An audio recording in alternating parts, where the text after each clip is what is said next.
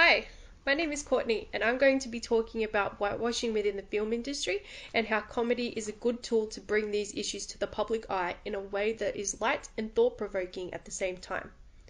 Whitewashing is known as the tendency of the media to be dominated by white characters played by white actors navigating their way through a story that will most likely resonate most deeply with white audiences based on their experiences and worldviews. It should be pointed out that whitewashing cannot be determined on a film-by-film basis, but is noticed when a step is taken back and a long hard look is given to the films produced over a period of time. It soon becomes clear that there are a disproportionate amount of films that are popular within the media, and that they are being written from a white person's perspective, will most likely feature white actors, and that most speaking roles will be given to white actors. Whitewashing is something that has been happening within the film industry for decades now. In the early 30s, whitewashing was a practice that was commonplace within the film industry, and critics, as well as the masses, roared with approval about it. However, as there have been changes in what is socially acceptable, more people have started to get agitated with the whitewashing that has not seemed to update with the times. This change began in the 2010s as it was slowly but surely becoming an uncommon practice within film, and one that was met with disgust instead of acclaim. What's interesting is that there are different kinds of whitewashing. There is whitewashing that occurs in adaptations of written works of fiction. The character from the novel is depicted as a person of color, but when the film comes out, they've been replaced by a white person. When Aloha, the 2015 film that featured Bradley Cooper, Rachel McAdams, and Emma Stone, which is set in Hawaii, many Hawaiian people were disgruntled about the fact that even though it was set there were no Hawaiian actors in the film. Another complaint with the film was that Emma Stone's character, who was supposed to be a quarter Chinese and a quarter Hawaiian, looked like Emma Stone, despite Hawaii being 70% non-white. Although the film's director apologized and acknowledged that consumers are more diverse hungry, the fact that Stone was even considered and cast in the role in the first place still shows that this kind of whitewashing is prevalent in the film industry of today. Another type of whitewashing is when there are many black and brown actors within a film, but the white person secures the major roles in the film or gets to play the most complex characters involved in the film. This is the case with the 2011 film The Help, which was based on a book that was released in 2009.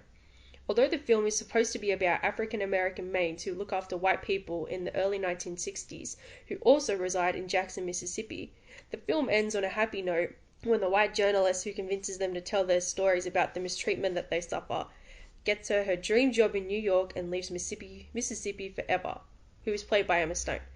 The film focuses heavily on Stone and her relationship with these women, as her character in the movie seems to be at the center of the narrative for the other black characters. Whitewashing within the film industry is something that many people who aren't affected by it do not have a problem with it, as it doesn't affect them directly or impact on their privilege. Many people are under the belief that this issue is due to society becoming more politically correct, and to have a differing opinion to the one that is slowly becoming the norm makes them feel powerful. This is definitely a differing opinion to the people who are directly impacted by whitewashing, as they believe it is something that should be stopped within the film industry. Whitewashing has become a hot topic that has been copping a lot of heat from the media lately. This usually means that it will catch the eyes of comedians, who are known to use their routines to bring a fun but serious outlook on the issues that are within the world around them. In order for there to be a successful joke or stand-up comedy routine, the comedian must walk the line between humorous and pointing out that there is something wrong, unsettling, or threatening. That is why comedy and hot social issues go hand in hand. The jokes used by comedians ease tension and help us deal with life's injustices, whether they be large or small. This is one of the reasons that comedy is being used to deal with hot social issues, as it is more light and humorous than reading a book or a newspaper article about it. Comedians have the sole intention of making their viewers laugh, which is why it is a successful medium for getting information out about issues such as whitewashing. John Oliver is a comedian that does this very well. He has become quite popular lately with his television show called Last Week Tonight. It is on this show where he does a segment called How Is This Still a Thing? Oliver uses this segment to talk about the things he finds to be outdated within society today. He did a segment on the lack of diversity within the Oscars, as well as whitewashing within film. He ended up grabbing examples from decades of film to show the first type of whitewashing I mentioned within this talk. Despite characters of color being casted, white people were still put into these roles. The segment blew up on social media, opening a much needed discussion about whitewashing and how is this still a thing within today's society. Comedy is also having power over those in the room. By making a joke and showing everyone that you're the funniest person there, these comedians have a sense over the audience, even if it is just for a moment. It is positive when comedians use this power that they have to bring issues such as racism to light.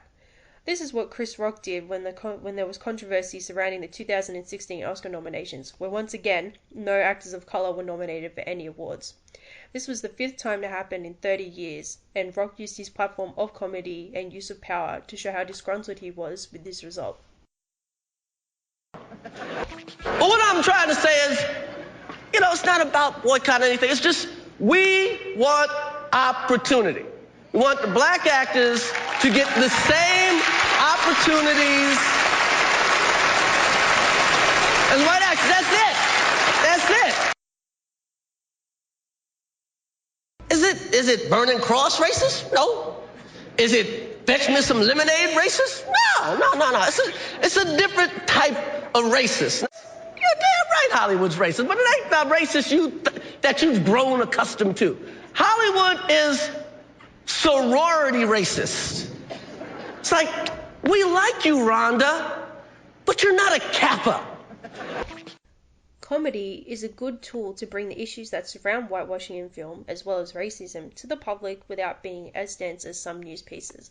The light and funny ways that comedians use to tell their jokes is a better way of keeping people interested, as well as bringing heavy issues into the public eye.